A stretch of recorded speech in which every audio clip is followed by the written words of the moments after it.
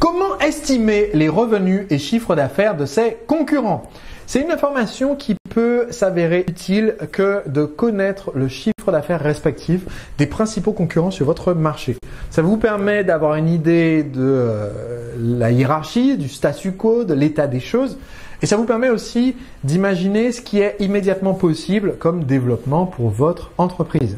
Si vous êtes basé en France, une des façons les plus simples de connaître le chiffre d'affaires de vos concurrents, c'est tout simplement d'aller sur le site de l'Infogreffe, puisque le greffe français, c'est-à-dire le fisc, en fait, garde l'information des chiffres déclarés par toutes les entreprises et les rend publics. C'est le cas aussi dans certains pays, mais pas dans tous les pays francophones. Dans d'autres pays, ces informations sont privées et ne sont pas diffusées au grand public. Mais il est cependant possible, en fait, d'avoir une estimation du chiffre d'affaires de vos concurrents de deux méthodes. La première méthode consiste à faire une estimation par dimensionnement. Le dimensionnement, c'est se dire, ils vendent un produit qui vaut, par exemple, 5 000 euros, ou un service qui vaut 5 000 euros, ou un produit qui vaut 50 euros, et ils ont 10 000 clients, 10 000 clients fois 50 euros, ils font 500 000 euros de chiffre d'affaires par an. Donc c'est une façon facile de l'estimer. Si vous arrivez à avoir une idée du panier moyen et une idée du volume de clients, c'est tout à fait possible de se faire une idée comme ça. La deuxième technique, qui est celle que je recommande dans mon livre à paraître aux éditions Le Duc, qui s'intitule « Pour les fous qui veulent créer une entreprise », la deuxième technique que je donne dans ce livre, c'est d'interviewer nos concurrents. Alors, pas forcément nos concurrents immédiats. Si vous voulez lancer une pâtisserie, vous n'allez pas interviewer l'autre unique mec qui a une pâtisserie exactement dans la même ville que vous, mais d'interviewer en fait d'autres personnes qui ont une entreprise similaire dans une zone de chalandise ou sur un public similaire et en fait interviewer trois de ces personnes séparément et leur poser des questions pour savoir en fait qu'est-ce qui les a motivés à choisir ce secteur d'activité?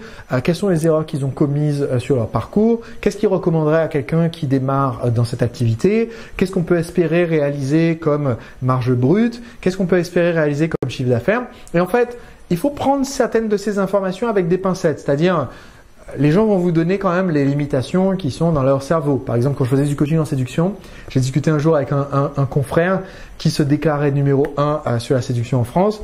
Et dans la discussion, il me disait, voilà, je pense qu'un coach en séduction, ça peut jamais gagner plus de 20 000 euros par an. Alors ça, c'était clairement sa croyance limitante à lui, puisque au moment où il m'a dit ça, je lui ai pas répondu, mais moi, je faisais 340 000 euros par an.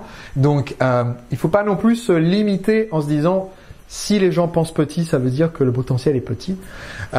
Mais c'est toujours important d'avoir ces informations et le plus efficace, évidemment, c'est de les avoir directement de leur bouche à eux. Et la façon d'obtenir cette interview, c'est tout simplement de les appeler, de dire, ben voilà, bonjour, je suis en train d'étudier le secteur de XYZ et j'aimerais vous poser quelques questions si vous acceptez.